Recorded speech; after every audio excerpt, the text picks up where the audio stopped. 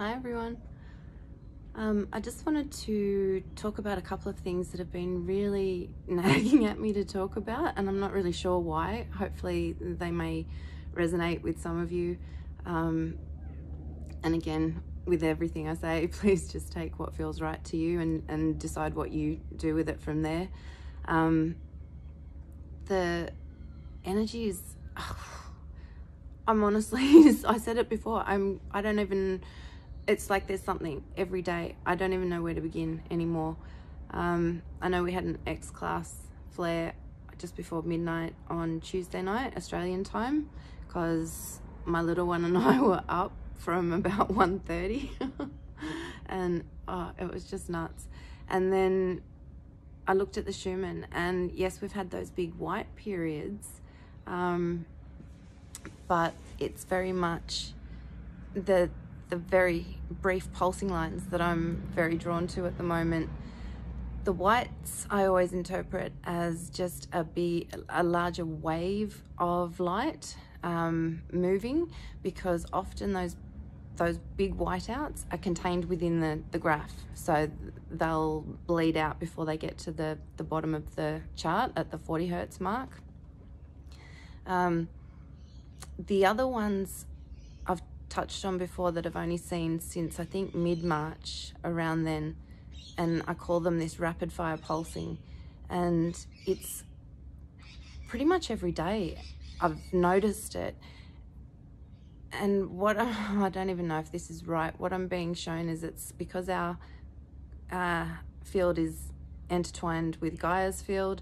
It's almost like we're starting to see the new grid appearing, because eventually I don't think it's going to be white or the blue and the green anymore. It's going to change very differently once that new higher vibration is permanently embedded. I don't even know if the charts are going to be able to monitor it, to be honest, or the equipment. If they can, I think it's just going to be these consistent lines the whole way down, the vertical lines. And I'm wondering if this is, now we're seeing this higher consciousness being held and anchored for those brief periods of time, because the reason we're not in it yet is because that consciousness, while it's being held, it's not held for consistent periods of time or held with any degree of congruency, and I don't even know what that means.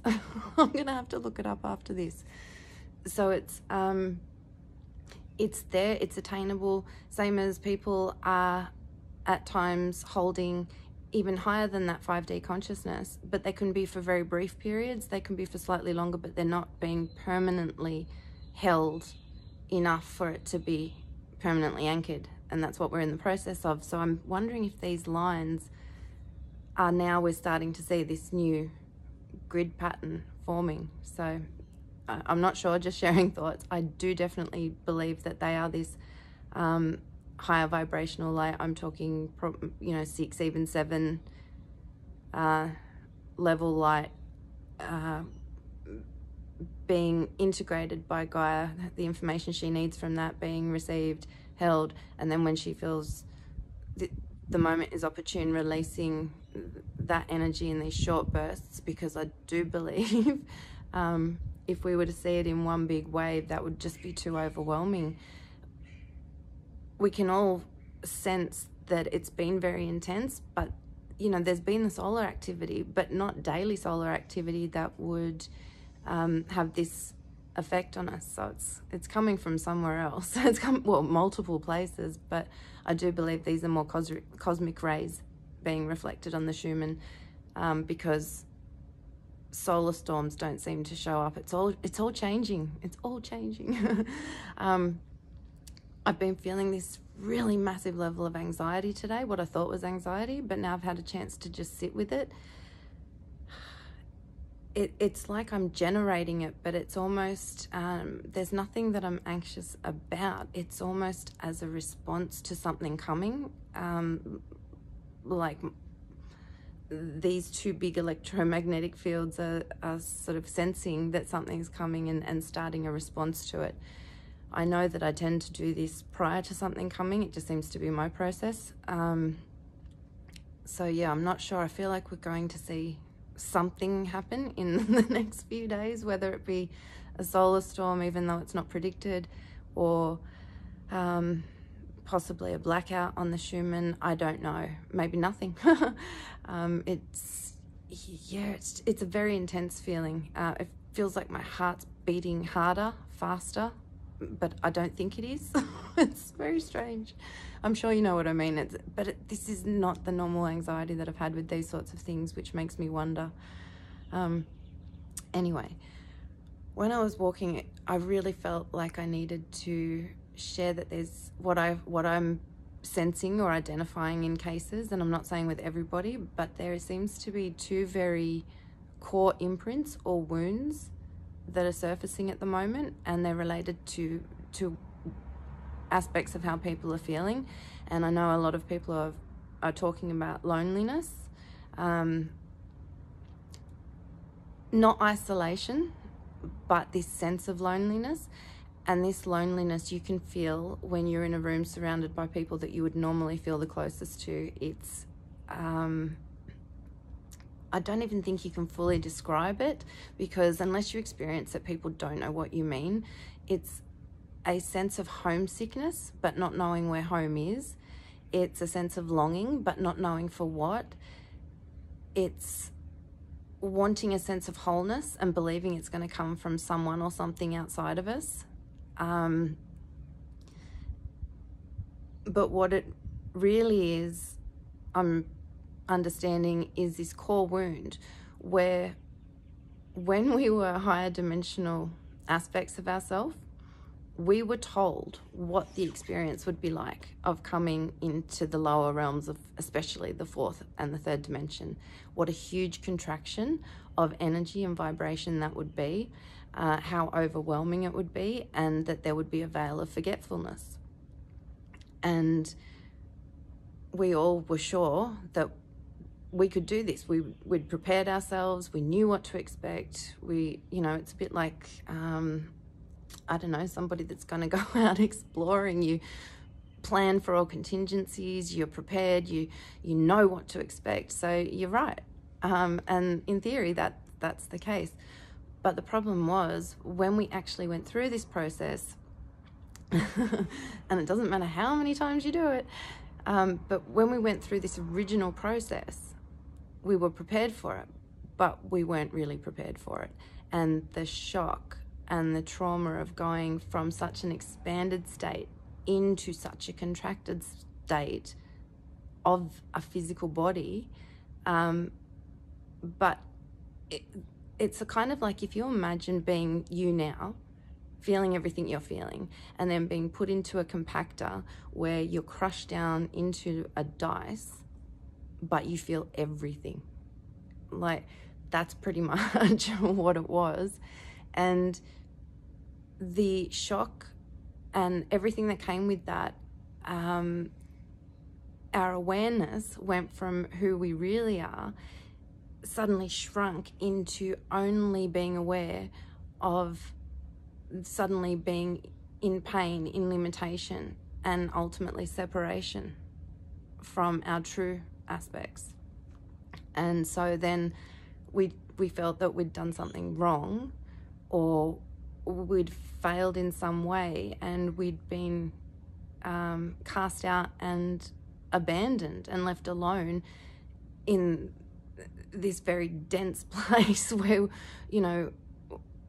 I don't know, we felt that we'd been abandoned, but by what and whom? Because, now you can't even remember who you were, let alone what you're a part of. And so with that judgment of being punished or having done something wrong came that belief that we were separate. And it's that separation from ourselves.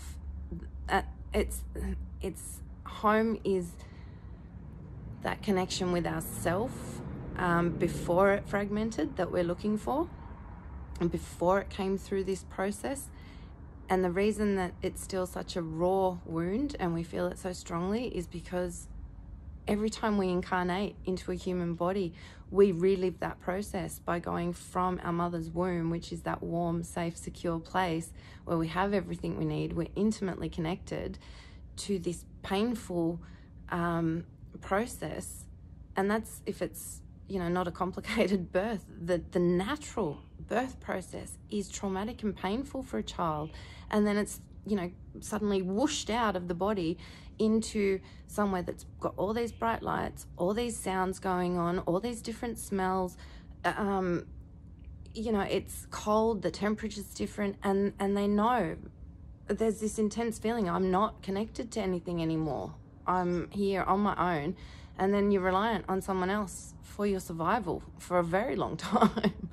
So I guess what I'm really trying to get at is that feeling of being home, that feeling of connectedness. It's not outside of ourselves, it's within us. And this is what we're in the process of doing, reconnecting all of the parts so that that sense of wholeness can be felt and achieved again. It was never, you know, we were never meant to suffer. We were never meant to, how can I put it?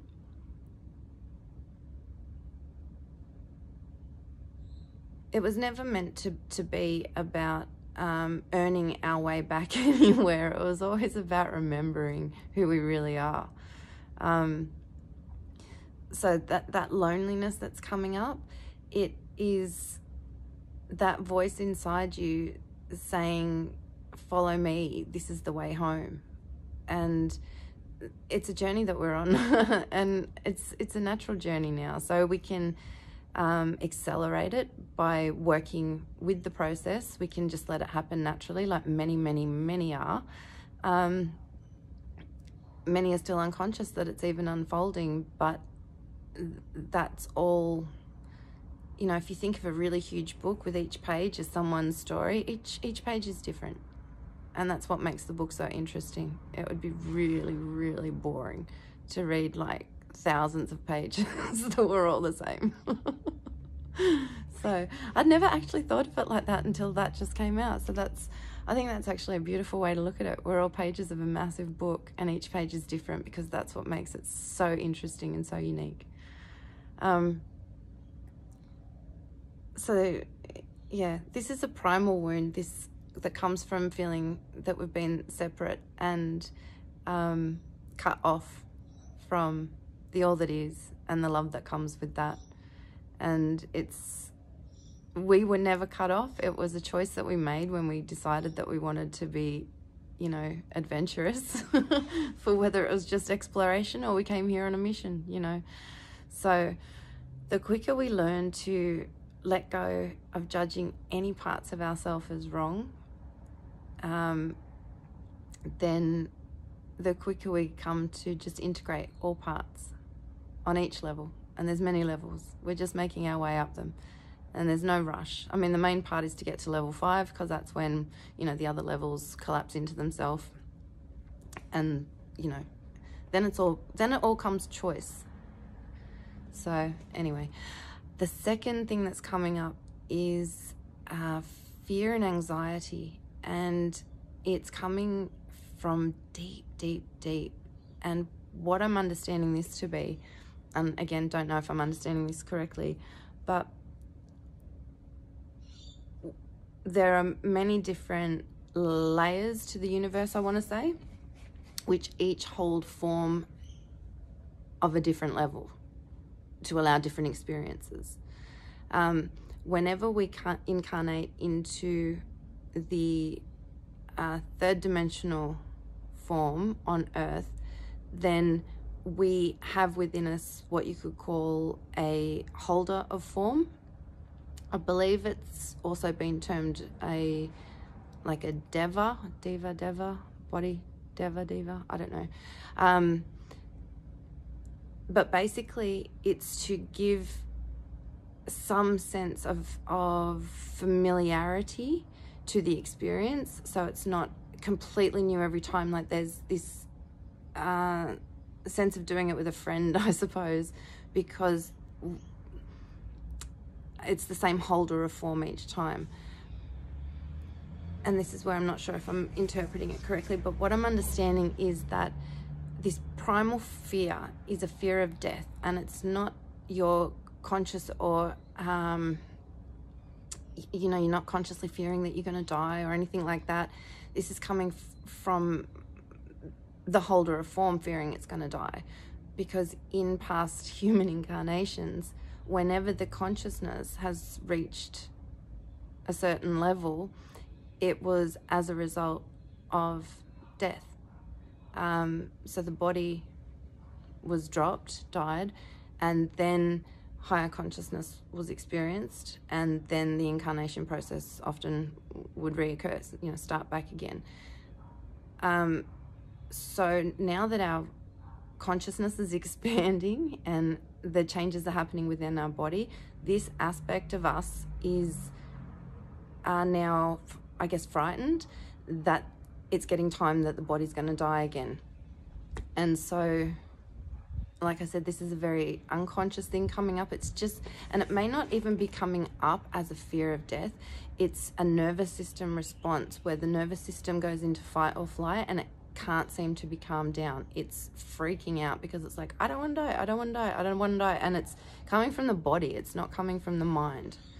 And so it's about reassuring the body that, just like, I know people refer to killing off the ego. I don't believe that's what we're doing.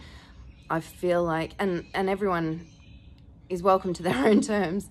I see it more, for me, it's a process of reassigning roles. So if you want to use, you know, we talk about this as our vessel, our boat, all that sort of stuff. So if you want to think of the ego personality has largely been the captain of the ship, of the vessel, and kind of controlled the direction that things go and how things happen.